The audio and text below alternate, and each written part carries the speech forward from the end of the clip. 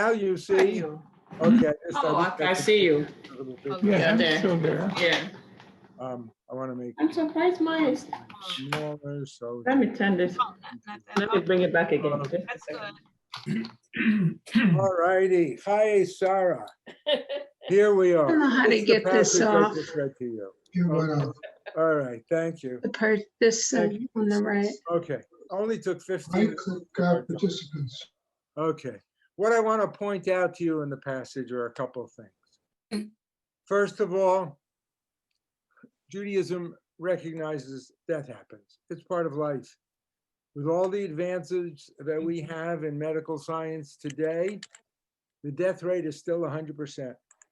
Every one of us is going to die. And the only people who are spared mourning are those people who predecease everyone else, and you don't want to be in that circumstance. So it's important for us to learn about this topic in Jewish life. Second thing I want to point out to you is that it says that Abraham came to mourn and to weep for her. You see that? Abraham came to mourn Sarah and weep for her. Weeping is expected. Sometimes people are embarrassed by it, but it's a natural emotion, and even the Torah mentions it here. And finally, we see that Abraham, upon learning of Sarah's death, stands up and has to go and make arrangements. He has to buy a burial place. It's something that all of us have to think about. Ultimately, where is our resting place going to be? And that has become a much more complicated issue today than I think it ever was with the mobility of families. People don't stay in one place for their entire lives. They tend to move. Children move to all different places. Where do you want to be? Who do you want to be with? What do you want your view to be? It's something you got to give some thought to. This is the passage. Can I ask a question? Yes. So I noticed something I never noticed before is that says that he mourned and he wept. And I wonder if the message is that mourning need not be sorrowful. Like there can be a joyous type of weeping, a joyous type of mourning that is celebratory of the person's life. And that I think they're absolutely, you're a good close reader, Stephen. I think it's absolutely true that there can be, but I think the mourning, if you're mourning, that's a sad emotion. If you're celebrating life, that's gratitude and that's great too. But I think mourning specifically means sadness. That's how I've always understood it. But the Torah has 70 faces, so it's open to all kinds of interpretation and understanding by every individual. This is the passage I read you from the famous line in Ecclesiastes that became a song. We're going to look at the laws and traditions of death and mourning in a sequential way. We're going to look at 4 stages. And I gave you here the names in the Hebrew of each of those stages. The first stage is from the time of death until burial. That's aninut. The second stage, Shiva, 7 days from the time of burial. Shloshim, 30 days from the time of burial. And the first year, which is counted from the day of death, not from the day of burial. And I always like to view these stages as 4 concentric circles. And those circles are moving us out of ourselves, out of the intensity of emotion that we feel when we've been hit by the death of a loved one. And it moves us out back to the real world. And we'll talk about elements of halakha and tradition that apply in each of the 4 stages. As we go through, Richard, yes, may I ask, I want to make a comment because I think it'll be helpful for some of the others. You and I and Victor had a conversation recently about unveiling, and maybe everybody else would be interested in the opinion whether when an unveiling has to happen. yeah, that's a good question, Peter. Let me interrupt and tell you that since I want to be dealing sequentially, I'm going to deal with unveiling in next week's lesson. Perfect. I'm looking forward. Okay, thank you. As we look at all these things, unveiling included, I want us to have 2 concepts in mind, 2 essential concepts. Kvod Hamet, honoring the deceased, and Nichum Avelim, comforting the mourners. Each one of the aspects of all the customs that surround death and mourning relate to one or the other of these 2 concepts. And as we go through, I want you to keep that in mind and say them out loud for me. You know, when you see it, tell me, oh, this is an example of Kvod Hamet, or this is an example of Nichum Avelim, comforting the mourners. By the way, some of you may recognize the name Nichum Avelim because that's the term that we use for the wonderful tradition we have at BSBI of bringing Shabbat meal to a family when they suffered a loss. We do that because that's part of the mitzvah of Nichum Avelim, of comforting mourners. In addition to these 2 essential concepts, a colleague of mine, Rabbi Josh Elkin, sees 8 concepts involved in the various rituals of death and mourning, and he enumerates them here. We talked about reality of death as being essential in Judaism. When we get into talking about the funeral, we'll have a lot more to say about the reality of death. We're life partners, and sometimes Respect for the dead that I mentioned, Kvod Hamet. This person. Okay. Equality in death. We'll get to that tonight. Simplicity, also tonight. Venting of emotions openly and fully, we saw that already with Abraham, talking about his weeping. The communal responsibility and support is obviously a part of Nichum Avelim, coming to embrace. Unfortunately, nowadays it often has to be virtual. Embrace the mourner and let them know that you're there with them, even if only online.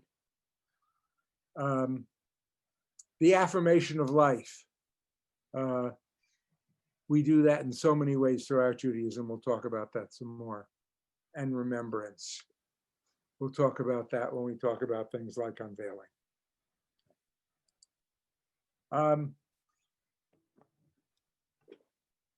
A person becomes an onen, that is, he onen or onenet, is in the time period of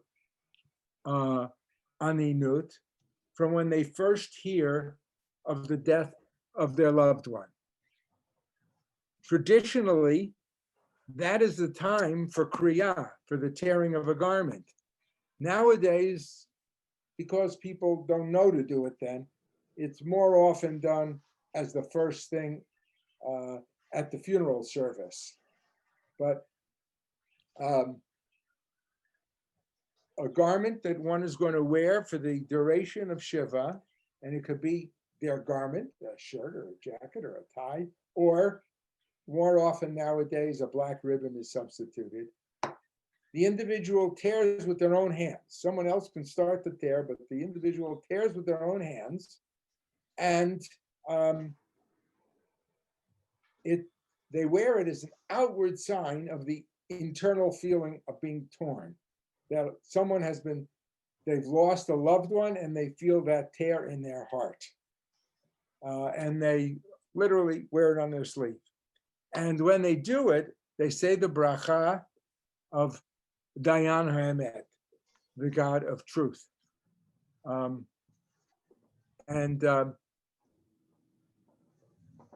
That blessing says, praised are you, Lord our God, ruler of the universe, who is the Lord, who is the true judge. In other words, accepting what has happened. And very often you don't feel like you want to, but we're going to find throughout this, the traditions of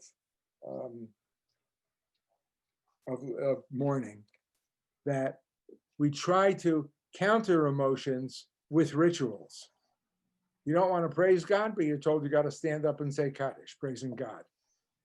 You don't want to wear your emotions on your sleeve, but you're told you can, so you have the tear. You don't want to say to God, I accept what you've done, but we put the words in your mouth.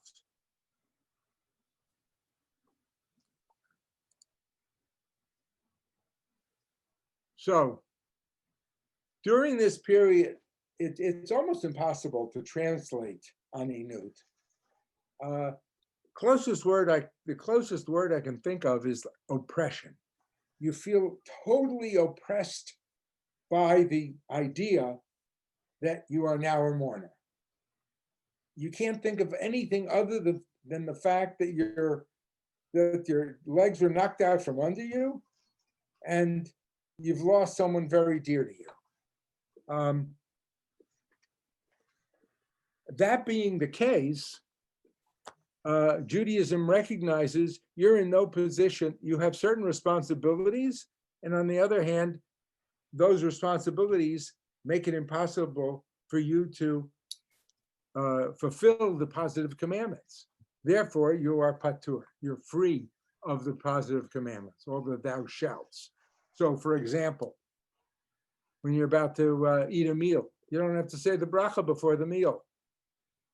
In the morning, you don't have to say your prayers. You're free of all those. If a death would occur on Friday and the burial isn't not until Sunday, you don't go to shul over Shabbat because you're free of all those obligations. The one obligation that is totally upon you is making those arrangements for the burial. There are two rabbinic principles that are interesting that explain why we're free of those positive mitzvot. The first is the principle osek b'mitzvah patur min mitzvah.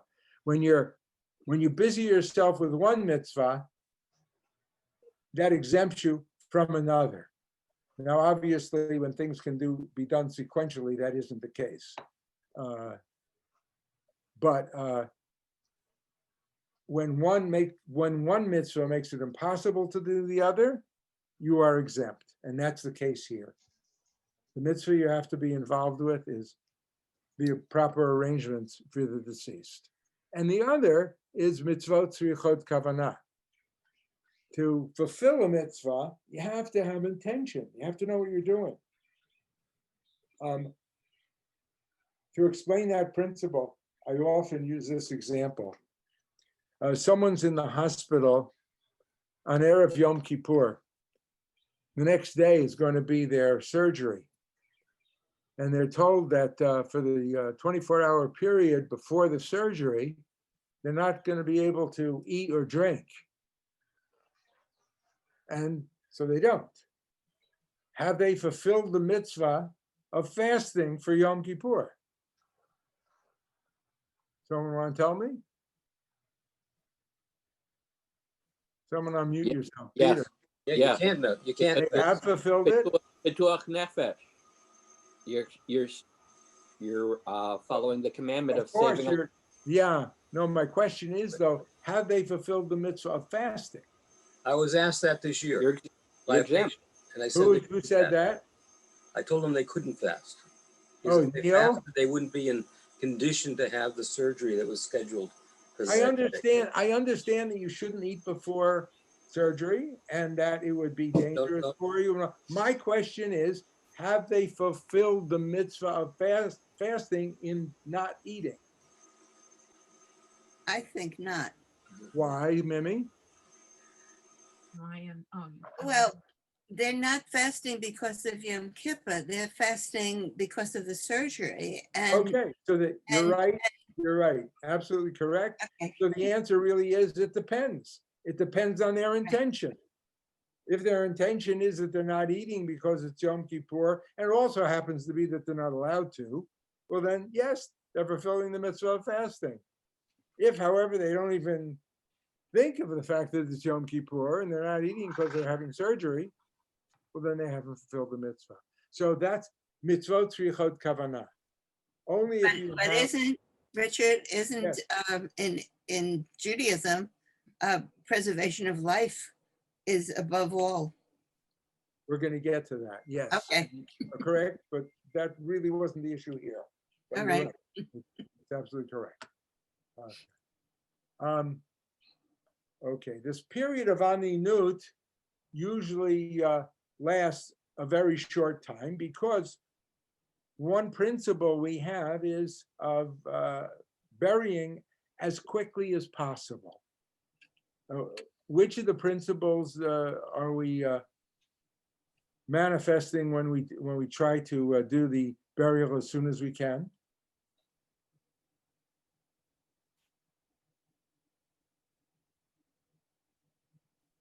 I- Well, it's honoring the dead. Covered Hamet. Kavod Hamet, right. We're honoring the dead. Because to let the dead lie unburied is considered to be a disgrace for them. And during this period of aninut, it's not a period for giving condolences.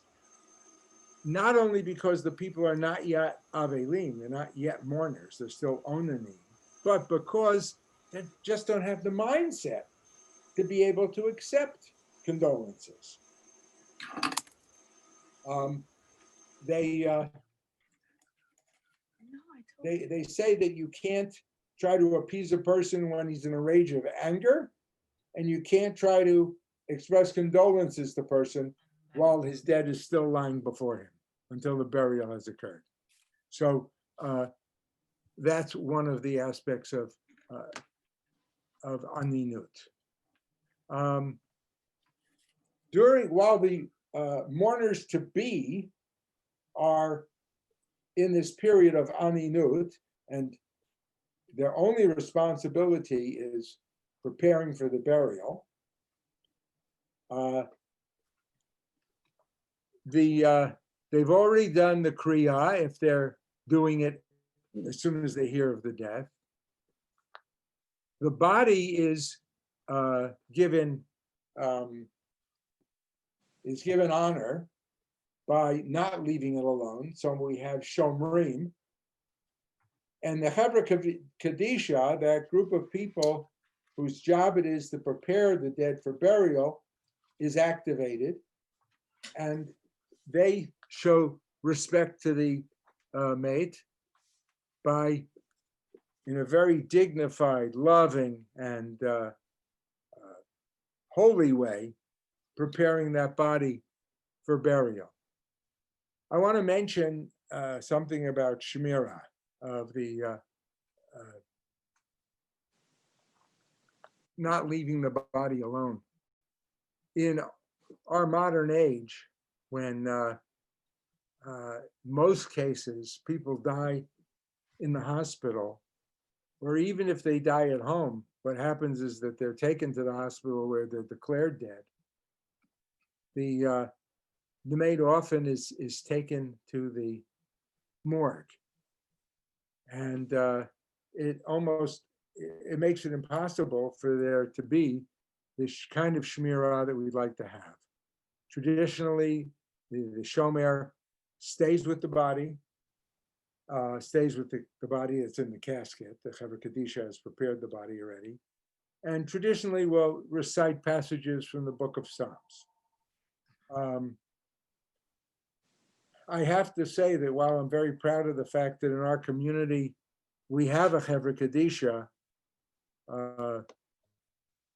we've never created a cadre of shomrim.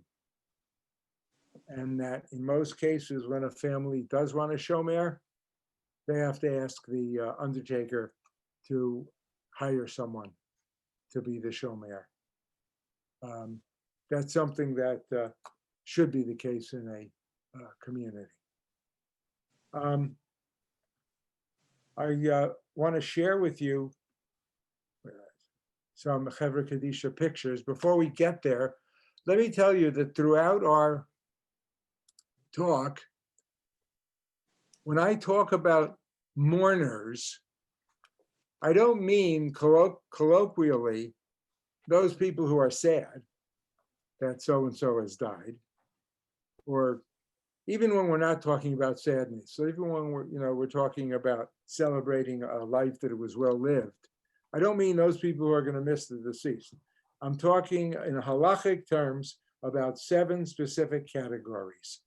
And here they are.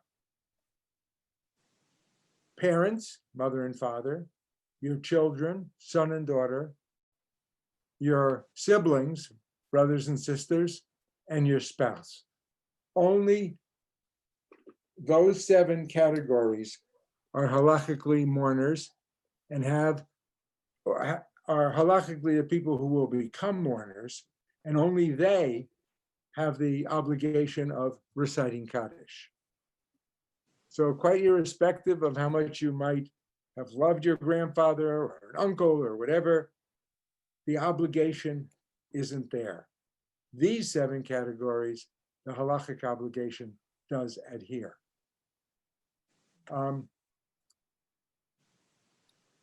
I spoke about the different terms for the shomrim, the people who do the shmirah, sitting with the body.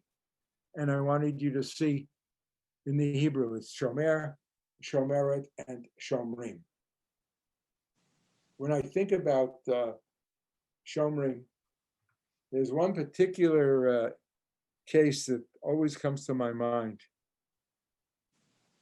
Don't remember what the year was. It might have been 1993, when Matt Eisenberg of West Hartford, who was then a student at JTS, was killed by Hamas terrorists when the bus that he and his fiancee Sarah were riding in to go down to Eilat. That year, my daughter Aviva was a student at JTS and was friendly with them. And it was a terrible tragedy in the school. Now the Beit Midrash is named in his memory. But the reason I connect that with Shmirah is that the students all took on the obligation of Shmirah. And the funeral for Matt Eisenberg was in Bethel, here in West Hartford.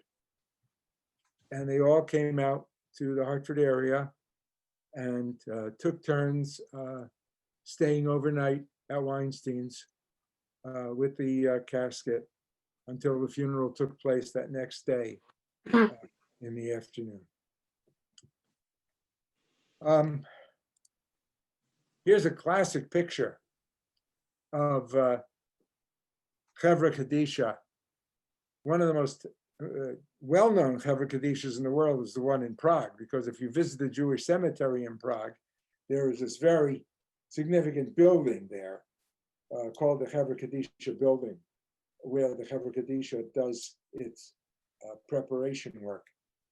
And this picture is from 1772. Um, This is more contemporary. Here you see the women's Chevra Kadisha. Women do the Tahara for the purification rites for a woman, and men for a man. What concept are we talking about here? Modesty. Modesty. Somebody? Modesty. Modesty, yeah, we're talking about sniut, modesty, and it's a way of showing kvod hamet, respect for the deceased. Those of you, and I see that there are some in this group who have worked with the Chevra Kadisha, know that there are a whole number of things that we do during the course of the Tahara procedure to show Kvod Hamet. There's no banal conversation. You don't talk about what you did at work that day or what the market did or the weather. You're totally focused on taking care of the deceased and what the proper procedures are. You're sure that the deceased is covered whenever possible, so as not to embarrass them. You start the procedure with a recitation of a beautiful passage begging forgiveness from the deceased, lest you do anything to cause discomfort or embarrassment. You treat the deceased almost as if they were still alive with you. Not your group. No.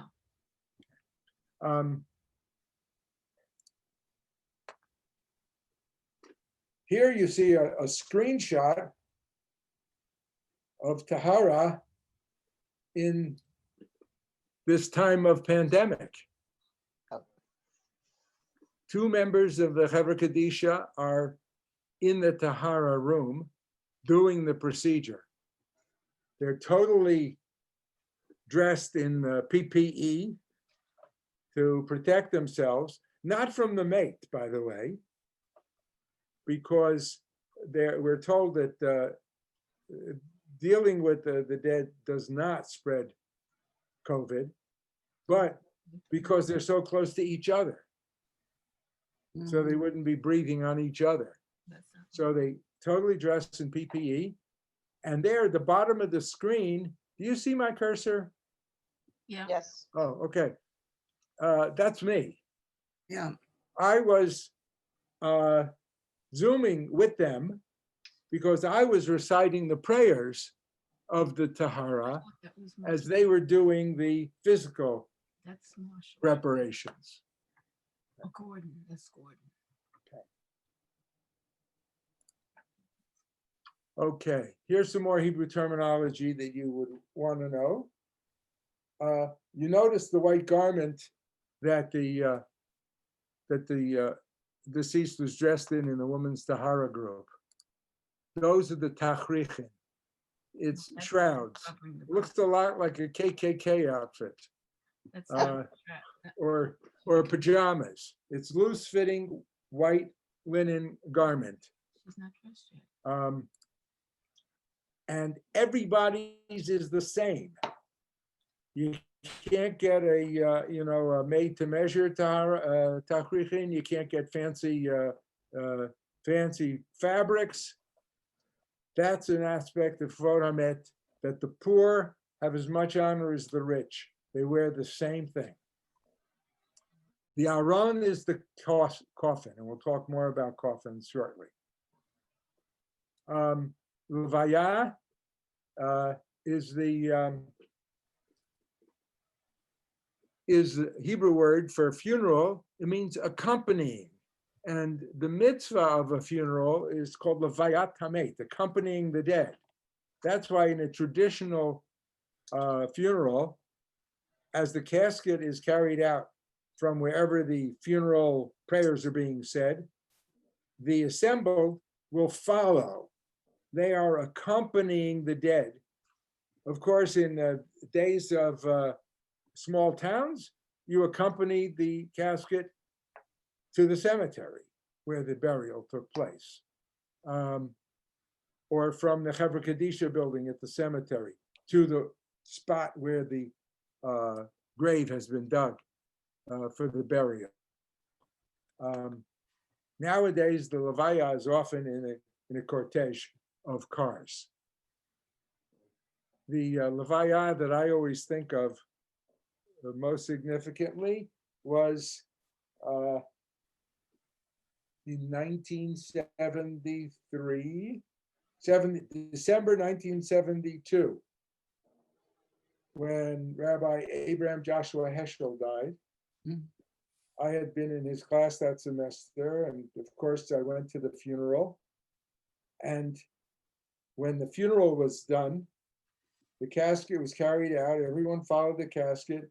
The casket was put into the hearse, and then the hearse drove on the city streets of New York for like 5 blocks, so slowly that everybody could walk behind the hearse to fulfill the mitzvah of a Levaya Tamet. Wow. And then at a certain point, it had to speed up to go off to Queens where the burial was. But the Levaya was walking behind the hearse. Hesped is the eulogy. Next week, when we talk about funerals, we'll talk more about content of eulogy and who does eulogies and so on. El Malei Rachamim is the memorial prayer recited at the funeral, and Kvura is the burial. These terms, any of you who are proficient with your computers, if you want to, you could take a screenshot, or if you would like, ask me and I'll email you this material. We're going to take a pause for a moment for a commercial. The commercial is for the program run by the Rabbinical Assembly Rabbis of the Greater Harvard area called Embracing Judaism. It's an 18-session introduction to Judaism class. This year, it's starting on January 7th. If anybody knows somebody who would like to learn more about Judaism, someone who maybe went to Hebrew school some years ago and has forgotten whatever they learned or didn't learn, this is an excellent opportunity for a great overview of important topics in Judaism. And it'll start on January 7th, and I'm the person to contact about it. Okay, end of commercial. We talked about the aron, the casket. You've probably heard the term the plain pine box. This is what a traditional plain pine box looks like. Unfortunately, one of the things you have to do when you're an own name is go to the funeral home to talk to the funeral director about selecting a casket. That one looks more finished than. If the you one. work diligently with that funeral director and push hard enough, you'll finally get to see this. They do have it, but they're not so anxious to show it to you because they rather show you something more elaborate like that. But in both cases, notice the name they give it, just to give it a little more dignity. The Moses. Should be Obviously, what's involved here is Kavod Hamet, honoring the dead. And the plain pine box does honor the dead, because at this point, it's not the expression in Pirkei Avot is Ethics of the Sages. Al tistakel b'kankan ela b'ma sheyesh bo. Don't look at the container, but what's in it. It's the mate, the person who is deceased, that we are most concerned with. And how expensive the piece of furniture is that he's buried in, he or she, is not the point. By having a simple casket, we can have the same casket for all people.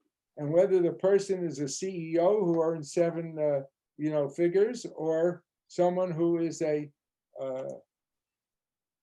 laborer who earns a lot less, they're buried in the same simple casket.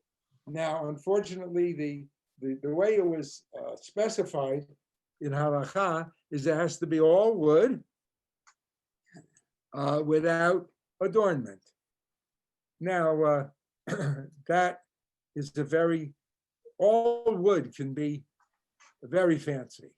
It can be imported, Brazilian hardwoods, and it could be everything to make a casket more. It's a very high price point part of the profit of the undertaker. By the way, this plain pine box, essentially 6 pieces of slabs of lumber, is not cheap.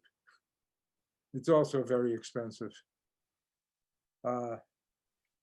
which indicates why it's a good idea to go shopping before you need it. Oh.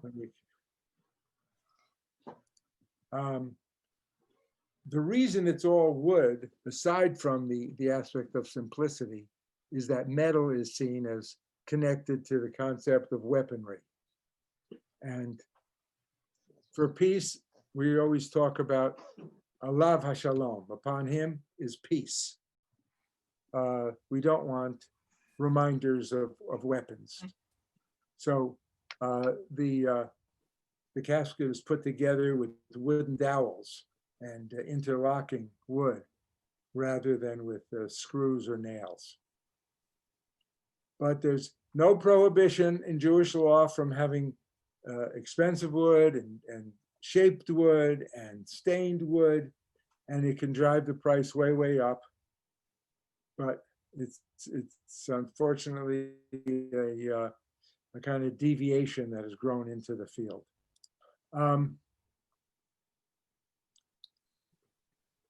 People are very interested in what the Jewish concept of life after death is.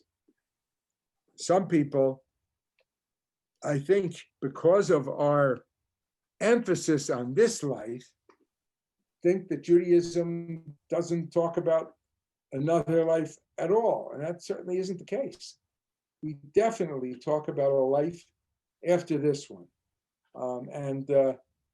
Here is an example of a passage from the Talmud that tells you that.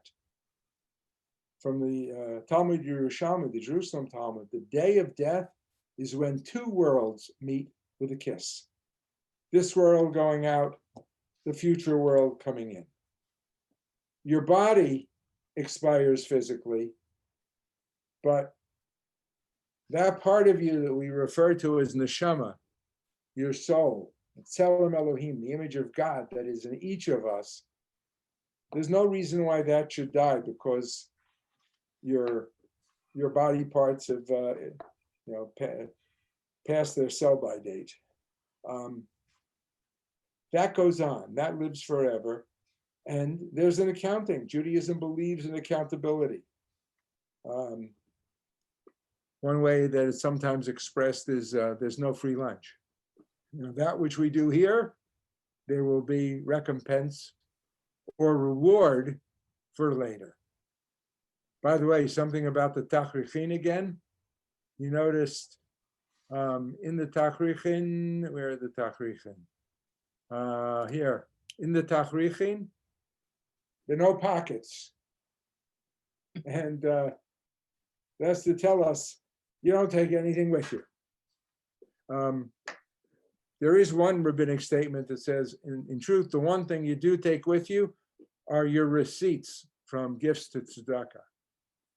That's the one thing you can take and bring to that final judgment that you're going to have to face. I remember when we faced the first wedding in our family, when my oldest daughter Aviva was married, and we had to think about how, at the same time, by the way, Alana, who I think is with us at this time in the class, Alana was still in college. So I'm here. Yeah, you're there. Okay, that meant we were paying college tuition and paying for a wedding at the same time. So we had to figure out, and I had a congregation, right? about 350 families. So what do? How do you handle that all at once? So I called up some of my colleagues who had faced it before to ask for advice. And one of them told me, Richard, Tachrichin don't have pockets. By which he meant, you're going to have to shell out, and it doesn't matter because you're not going to take it with you anyway. Okay. This is one of my favorite stories about the Jewish concept of a life after this one. And I want to share it with you. In a mother's womb were two babies. One asked the other, do you believe in life after delivery? The other replied, of course. There has to be something after delivery. Maybe we are here to prepare ourselves for what will be later. Nonsense, says the other. There's no life after delivery. What would that life be? I don't know, but there will be more light than here. Maybe we'll walk with our legs and eat from our mouths. The other says, that's absurd. Walking is impossible. Eating with our mouths, ridiculous. The umbilical cord supplies nutrition. Life after delivery is to be excluded. The umbilical cord is too short. I think there is something, and maybe it's different than it is here. The other replies, no one has ever come back from there. Delivery is the end of life. And in the after delivery, it's nothing but darkness and anxiety, and it takes us nowhere. Well, I don't know, says the other, but certainly we'll see Mother, and she'll take care of us. Mother? You believe in Mother? Where is she now? She's all around us. It's in her that we live. Without her, there would not be this world. I don't see her, so it's only logical that she doesn't exist. To which the other replied, sometimes when you're silent, you can hear her. You can sense her. I believe there is a reality after delivery. We're here to prepare ourselves for that delivery. And in just that moment, it's as if there is an earthquake and a storm and everything gets chaotic. And indeed, they go on to the next world. So it's interesting. We enter the world with a struggle, and too often we leave this world with a struggle. But one thing in this story is always, it catches my attention. No one's ever come back to tell us about it. So there are lots of thoughts on it. It's a matter of faith.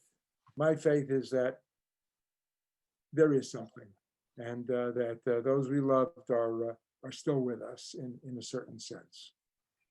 If you want to know more about the Jewish thoughts on life after death, this is the book to get. The Death of Death, by my teacher, Neil Gilman, Aleva Shalom. He wrote this book. And by the way, one of the chapters in the book was written by my son-in-law, Corey Lepson. Corey was a graduate student at Jewish Theological Seminary, majoring in Jewish philosophy. And he was an assistant to Rabbi Gilman. Gilman had him do research on one particular topic. I think it was transmigration of souls or something. And he wrote that chapter. Okay. The funeral. I think we're going to stop with the beginning of the funeral and take some questions for discussion. And then next week, our subjects will be the funeral, the Shiva, and the stages of mourning that follow Shiva. So I'm going to pause here and let you share what questions you may have. Now, how do I get to look at the chat box? The shroud. Excuse me, Mimi, did you ask No, something? I forgot I was unmuted. I was talking to Manny. Oh, okay. All right, I'm gonna stop the share so I can get, okay, I'm back here now. And I see 9 comments in the chat, so let's see. 9. That's what I'm told. So Ted Lloyd mentions that he saw Kriya, the tearing, done with a symbolic garment. That is the way it's most often done nowadays. A black ribbon is put on, and that black ribbon is, in a sense, it's a garment. I think more traditional people like to tear an actual garment, but more often than not, it's the black ribbon, and it's to be worn throughout until the end of Shiva, except on Shabbat. And when we study the traditions of Shiva, we'll talk about the fact that on Shiva, there are no outward signs of mourning, so we don't wear it then. But that torn garment is worn throughout the week.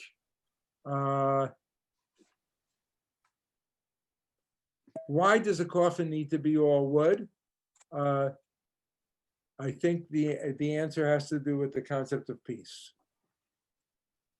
Are there allowances for COVID? Well, there's certainly consequences of COVID in the way funerals are happening. We all know that, we have to be standing, wear our masks, we have to be standing socially distanced. At the cemetery, if there's an inside service at all, it's with a very limited number of people, and they have to be socially, physically distanced from each other. Ted, what allowances did you have in mind when you asked the question?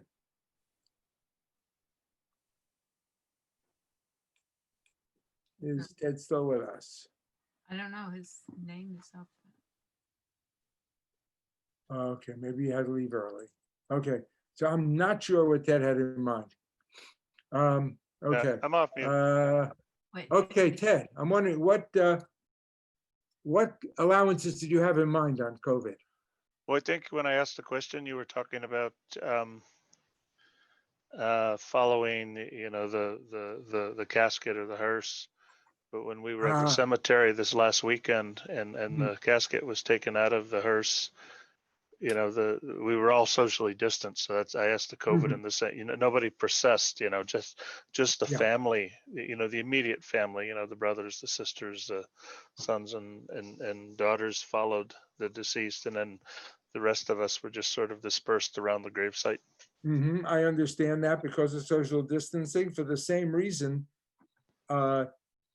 we don't have pallbearers now at a funeral. The cemetery personnel will pick up the casket just from the front and back so that they're far apart from each other, and they bring it to the grave and lower it. The pallbearers would have to be walking right next to each other in very close proximity. And since we don't want to do that, we don't have the mitzvah of carrying the casket. So that is an allowance for COVID. Yeah, good. And you point out that this is similar to Irish funerals. The difference, though, you mentioned wakes. In most Christian traditions, most of the honoring of the dead follows the funeral. Whereas in the Jewish tradition, most of the traditions honoring the dead lead up to the funeral and are in the funeral. But once we've had the funeral, the emphasis changes to Nichum Avelim, to comforting the mourners. Yeah, it's the same thing though. Someone has to stay with the body until it's buried. Oh, okay. So you're talking about Shmirah, guarding. Okay, good point. Okay. Stephen, who's Neil Gaiman? Neil Gilman. Neil Brooks. No, but I see here a question from Stephen. It's from Stephen Bernstein. I always get Neil Gaiman and Neil Gaiman confused. He's a very prominent author, and I always get the two confused. Okay. All right. So I just embarrassed myself. Okay. Neil Brooks asks, why out of my sight? What are you referring to, Neil? And the first thing by Abraham, Right. he says he wants to buy the land. Yes. And I assume he wants to buy the land so nobody else could be buried on it. But he wants the body to be, that the burial should be out of my sight. I saw that. And I'm a little bit I would, about what that meant. out of my, If you look back on the That's first slide, you oh read. yeah, okay, I know what you're talking about. He's saying that now Sarah is in front of me. You know, she's dead. She's still in my consciousness. The act of burial helps relieve that. And I think that's the out of sight he's talking about. And by the way, I don't think that the purchase of the land was just so no one else could be buried there, because in fact, the area that he bought, which is today called Ma'arat Machpelah, the grave of the forefather of the patriarchs and matriarchs, does have many other people buried there, our matriarchs and patriarchs, and that's exactly what I meant. the idea was a foothold in the land. That's the first contract that a Jew has, buying land in Eretz Yisrael. But I assume that's a Jewish cemetery, and only Jews are there. Well, Isn't that the rule in Israel? Yeah, but it's also a mosque today. Okay. Can I comment one of the things you said, you can't get COVID from a dead body. I'm not sure that's true. Yeah. I don't think if we know that, Peter Buck might have a comment. I don't know. I think Marshall Grodowski told me that actually at one point, unless I misheard. You can. It's called COVID Hamet. Oh, please. Please. Stephen Oy, Bernstein. oy, oy. On you. All right, Alan Itzkowitz, what's your question about the shroud?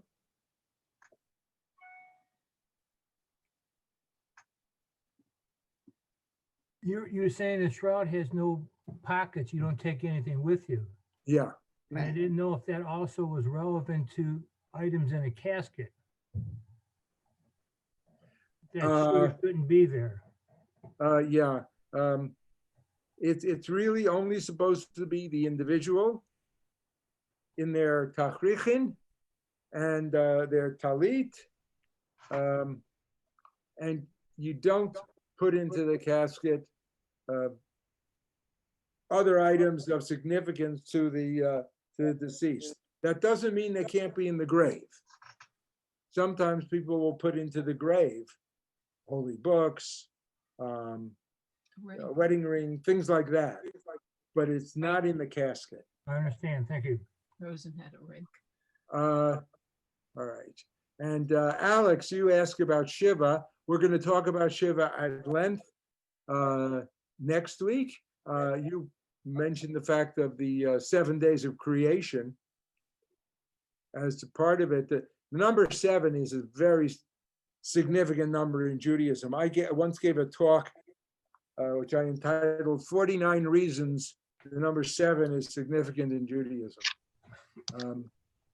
We see it just all over the place. It's kind of our magic number. Rabbi, Yes, Sarah. do we know if Abraham tore his garment or what the origin of Korea is? We do, and it wasn't Abraham. I believe it's mentioned in regard to Jacob, but I would have to look that up. Rabbi? Yes, Victor. Liba has a question.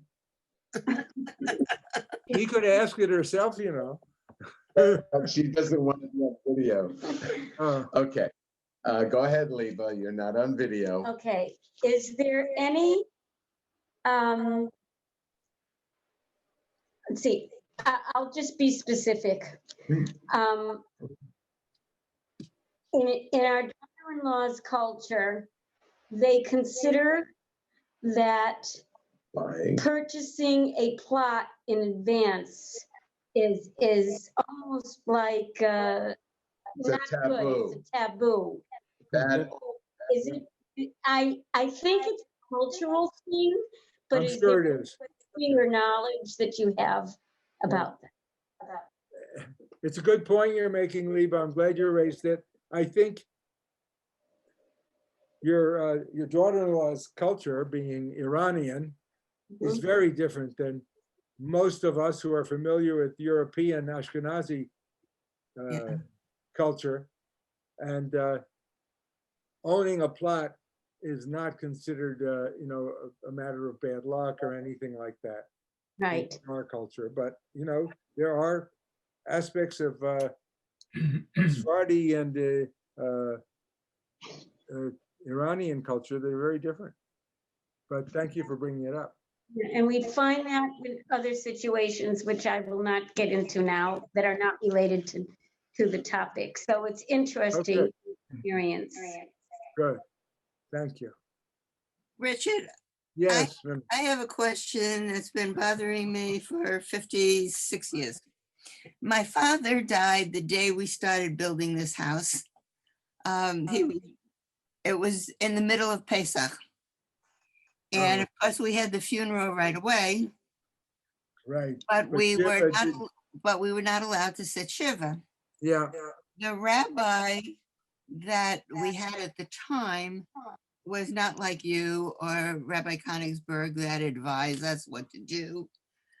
We never knew whether, since we couldn't sit Shiva until after Pesach was over. However, we did go to shul on Shabbos and Yontif. We didn't know whether we should be saying Kaddish or not. All right, we're going to deal with this next week, but I'll answer that question quickly. The answer is no, you don't say Kaddish, because Kaddish is, oh, yes, you do say Kaddish because burial has already taken place. But you don't sit Shiva till after Yontif is over. That is a big problem. I'm glad you raised it, and we're going to talk about it when we talk about various aspects of Shiva in our session next week. Okay, so if that's if there aren't other questions, they would have been gone before her. Huh? Yes, Steve, go ahead. Yeah, just an observation that when Ellie's mom died, so a couple of years now, at the funeral, when the coffin was going in the ground, I noticed this little white thing was kind of bobbing on the top of the coffin. And I asked the rabbi there, and he says, oh, we do that here so they can find her. I said, who can find her? He says, they have problems. They dig up the same graves. It actually was a transponder. So they go, this is, I don't know what town it was. Near Margate, Florida. Well, I never heard of such a thing, but And it was a little transponder like you put on your windshield for the Mass Turnpike. And so when they go over it with their tractors, they have some kind of thing and it pings and they know that's where it is. Because they're part of the cemetery where she is like just the flat flags, no standing stones. It really struck me as strange. It looked weird. It was a very simple coffin with a little white button on the top. One of the top, when we talk about burial next week in Shiva, we'll talk about some of those things about what cemeteries can be like. Anything else? Then thank you all. I'm going to send you an email next week with some more materials. The material that I attached to the letter I sent to all of you were the various things that I looked out in preparing for tonight and I thought might be of interest to you. So, learn from them and open them up and learn. And if you have any questions, feel free to be in touch. Oh, I should look and see what book. Abe has a question, I think. Abe? Oh, no, I didn't. I was just actually. Okay. So Iris had a question. I was just saying something. Thank you. Good night, everyone. Good Take night. care of Thank you. yourselves. Stay safe. See you next Good week. night. Bye-bye. Thank you. Bye-bye. Bye-bye. Hold Debbie Cinquemani. Give me the list. Good luck, Stacy.